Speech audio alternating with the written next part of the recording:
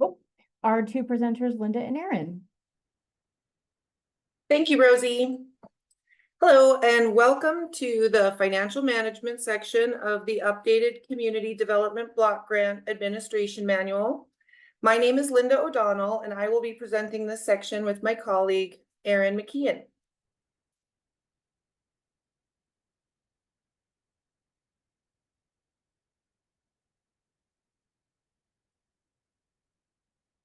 Today's agenda includes an overview of words to know, federal and state program requirements such as HUD CDBG state final rule and requests for reimbursement, along with a toolkit you will use to manage this grant.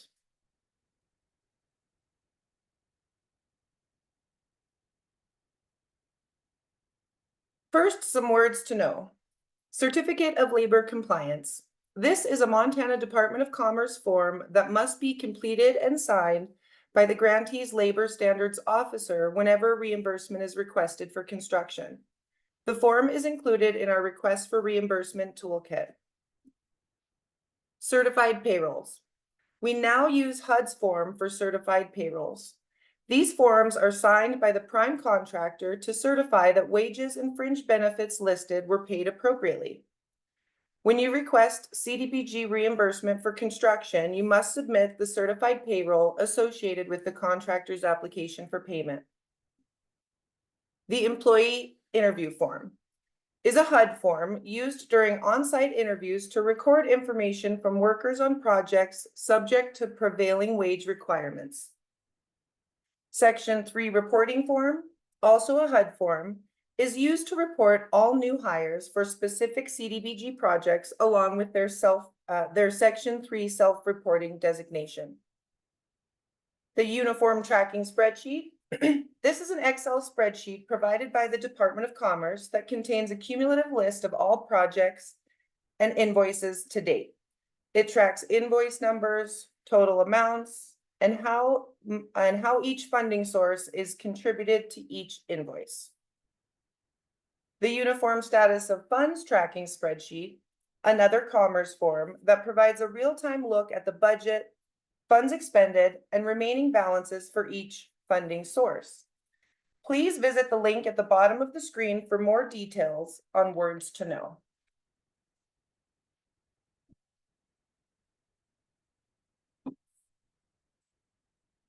Next, let's look at federal requirements covered in this chapter. The key guidance here comes from 2 CFR Part 200, which contains the uniform administration requirements, cost principles, and requirements for federal awards. The HUD CDBG state final rule lays out HUD's regulations for governing the state administration of CDBG funds. The HUD CDBG final rule regulations outlines eligible and ineligible activities and provides detailed guidance on eligibility issues. There is a lot of information in these regulations, so please visit the website at the bottom of the screen for more detail. And if you have program-specific questions, please reach out to your grant administrator.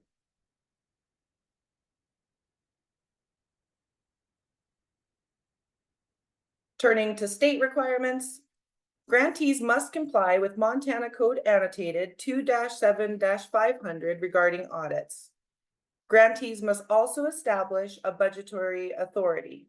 Local governments are required to appropriate all CDBG funds received by resolution. The resolution should identify the source of funds, the program on which they will be spent, and the effective date of the appropriations.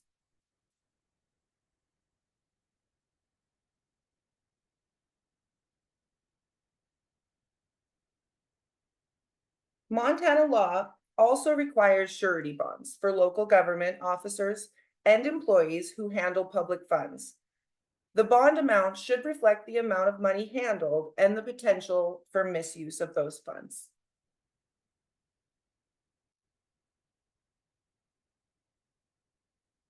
The CDBG project budget is part of the project management plan and your CDBG contract. Budgets may be amended as long as the change does not increase the grant amount or violate the conditions under which the grant was awarded. You can find additional guidance on budgets at our website at commerce.mt.gov by navigating to infrastructure and planning, community development block grant, and CDBG Grant Administration Manual.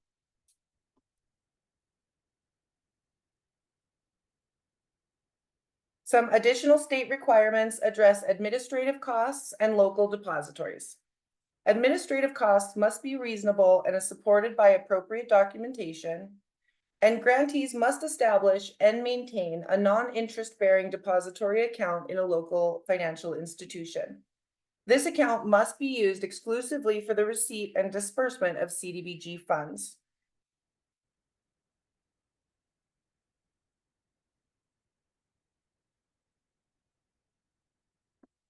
When you request reimbursement, you will need a signature certification form authorizing at least 2 signers. Having 3 authorized signers is recommended in case 1 signer is unavailable. You will also need to submit the request for reimbursement form, a progress report, the uniform status of funds spreadsheet, the invoice tracking spreadsheet, certified payrolls, labor compliance documentation, and labor interview forms. Quarterly progress reports are also required and are due 15 days after the end of each quarter.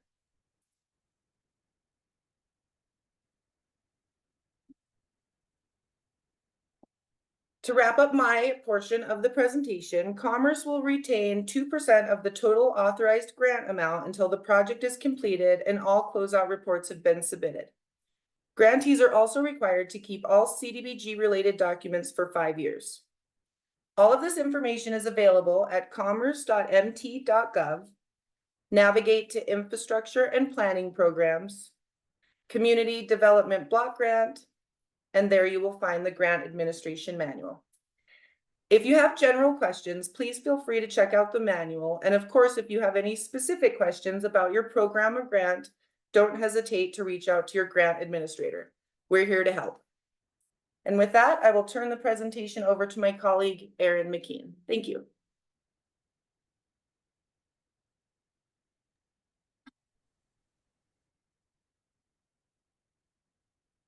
Good afternoon, everyone. Thank you, Linda, for that wonderful information. As Linda stated, my name is Erin McKeon, and I am an infrastructure specialist for the Community MT Division with the Montana Department of Commerce. I will be presenting today on Chapter 5, Financial Management Toolkits.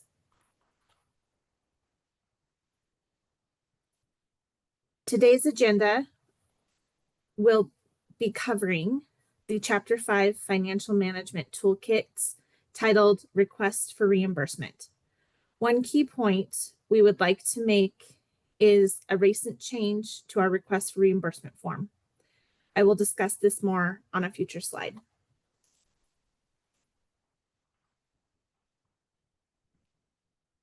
Our toolkit is labeled Toolkit Requests for Reimbursement.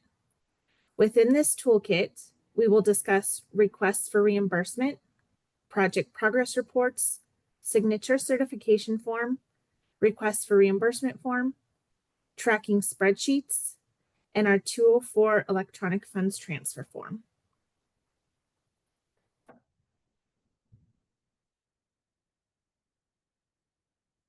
The request for reimbursement is a packet, also commonly referred to as a draw packet. The request for reimbursement allows grantees access to awarded funds, which are used to reimburse themselves for eligible project expenses. This request should be submitted to your Commerce Project Specialist. Our key point to note here is that the request for reimbursement form is now 2 pages. Grantees must have an executed CDBG contract with Commerce before submitting their first CDBG draw request. The grantee must also submit a signature certification form and a 204 electronic funds transfer form if desired. These are necessary for Commerce approval of the disbursement of funds and can be found in our toolkit.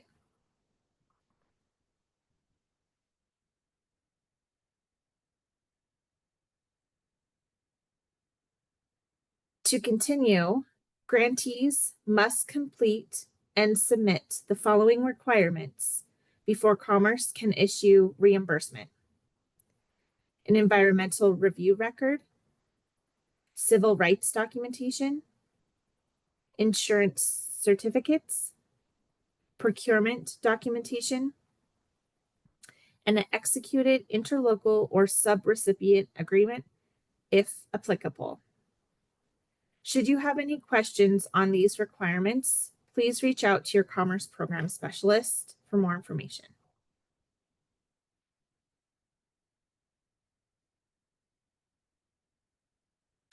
Project progress reports. The CDBG specific project progress report serves as the project's contractually required quarterly report due at the end of each calendar year quarter. That is March 31st, June 30th, September 30th, and December 31st.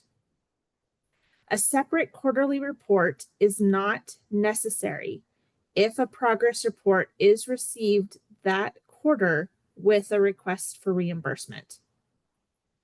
The progress report provides Commerce with information on the use of funds requested and the progress and status of the project. And as you can see, the progress report is 3 pages long, found in our toolkit.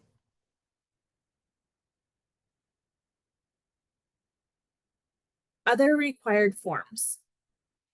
In order to process the first request for reimbursement, the grantee must submit a completed copy of the CDBG specific signature certification form and Commerce General Designation of Depository form.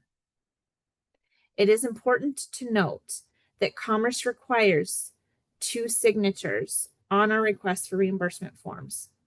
So please make sure you complete the signature certification form. Please reach out to your Commerce Program Specialist if you have questions on those. And again, as you can see here, these are our 2 forms.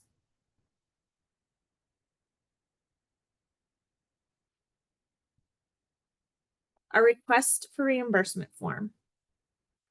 The purpose of a request for reimbursement form is which is initiated by a grantee.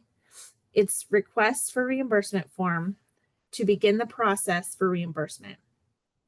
As previously mentioned, the CDBG request for reimbursement form has been updated and is now 2 pages. Please ensure the following line items are complete before submission: CDBG contract number, draw number, grantee name and address, bank name and address, amount requested, award amount, grantee signature. Please make sure to leave the remarks box empty, as that is Commerce use only.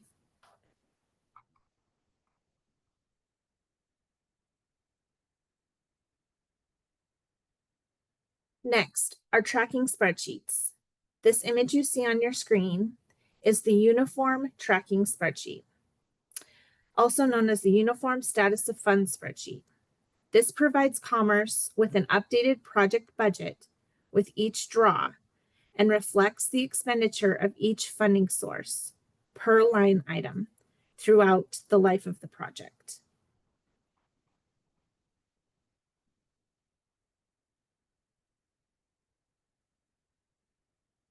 Our next tracking spreadsheet, as seen on your screen, is our Uniform Invoice Tracking Spreadsheet. The Uniform Invoice Tracking Spreadsheet provides Commerce with a comprehensive list of all project invoices that have been generated by the project, with information detailing funding sources used to pay for each invoice. The invoice tracking spreadsheet is a cumulative list that must include all project invoices by project completion. It's important to note here, these spreadsheets were previously 2 separate documents. They are now combined into one, and are still a requirement for the request for reimbursement.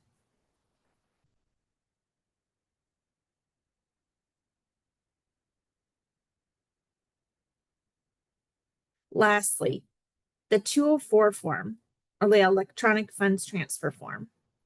This authorizes the state of Montana to pay grantees via electronic funds transfer, also known as direct deposit. This form is not a commerce requirement if the grantee wishes to receive paper checks. If the grantee desires to use the 204 form, it will need to be complete, or DOA, Department of Administration, will deny the request. Should you have any additional questions on this form, please reach out to your Commerce Program Specialist for more information.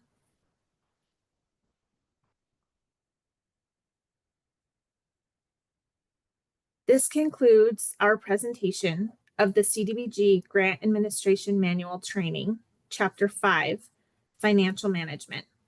Linda and I would like to thank you and open the floor for questions.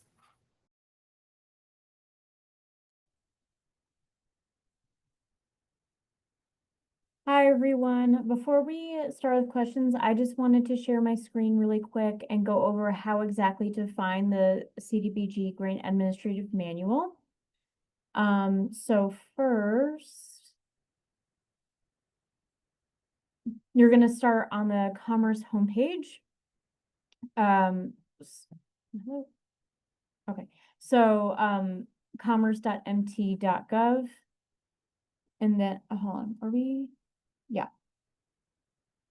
Okay, so you're going to start on the Commerce homepage, commerce.mt.gov, and then you're going to go to the Infrastructure and Planning tab, go down to Community Development Block Grant Program.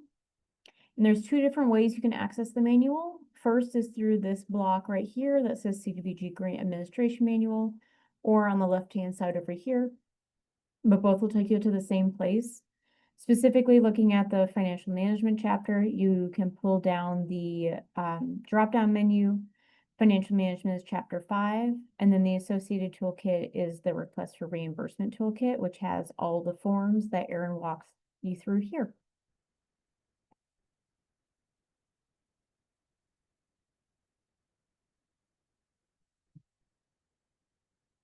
Now, does anyone have any questions? If you have any questions, please just raise your hand and a presenter will unmute you.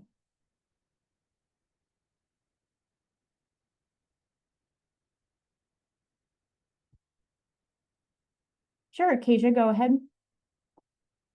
Hi, quick question on the new request for reimbursement form. Erin had mentioned that it was 2 pages now, and I just wanted to just have a little more clarification on that, as I have it pulled up, and I guess I just need a little more information on what it was meant that it's 2 pages now, the request for reimbursement form.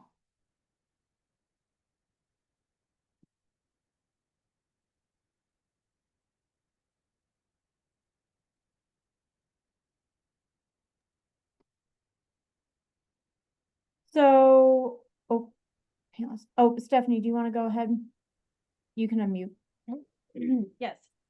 So we at Commerce, we are going through updates to a lot of our forms, and part of that is incorporating accessibility features. Those features are things like having to use 12-point font and a few other things that have actually increased how long, the length of all of our documents. And so it's 2 pages because we had to basically increase the font size and then use the new branding that we have too. All the information on the form is still the same. It's just that it's no longer squeezed essentially onto 1 page. It now, because of making sure that we're meeting both the state and federal accessibility requirements for documents posted on public websites, it's up to 2 pages long, but it's the same amount, same information as the previous version of the form. Okay. Will it be denied if it is submitted on 1 page? Just wondering. Like if we do a save as a PDF and it just saves onto 1 PDF page, will that be denied, or do we need to keep trying to make it the 2 the, I'll put it this way. We are responsible to make sure that we put an accessible format out there for the public to use. If our grantees choose to make it fit onto one page, that's up to them. We will just make sure that all of the information is exactly the same as what we need on that form. okay, awesome. Thank you. Just making sure. I didn't want to freak anyone out. So Yeah, thank it's you very just- much. we're responsible to make sure that it's meeting all those requirements. So if we put it out there, I can see how you definitely, because it's in Excel, can be fit onto one page. Understand that we're not going to penalize a grantee for that, but we are doing what we are required to do by having it be in that 12-point font, meeting those specific sizes and other accessibility requirements for documents. Perfect. Thank you.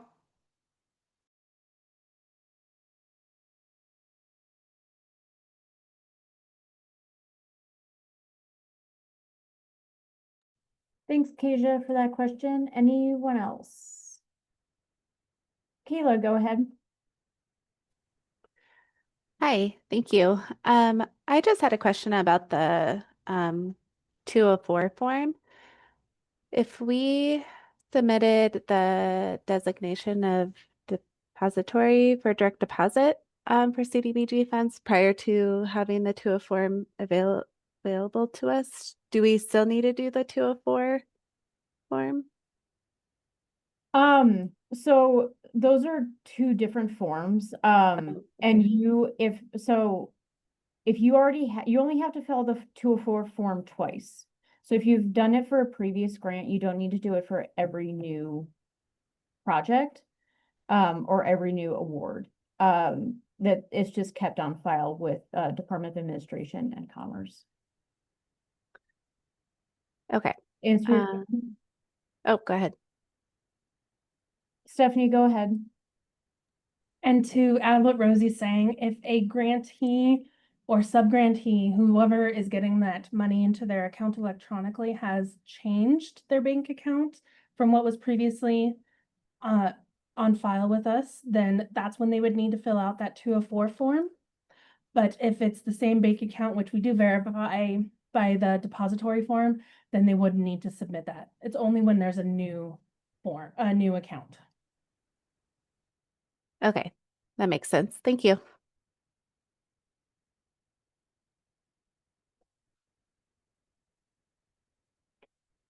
Any other questions?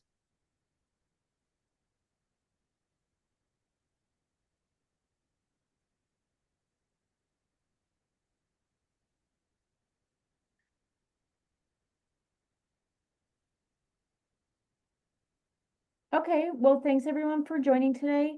That concludes our CDBG Grant Administration Manual training series for today. We'll start again at 10 a.m. tomorrow morning with the environmental and uniform relocation assistance chapters. But thanks so much for joining and have a great day.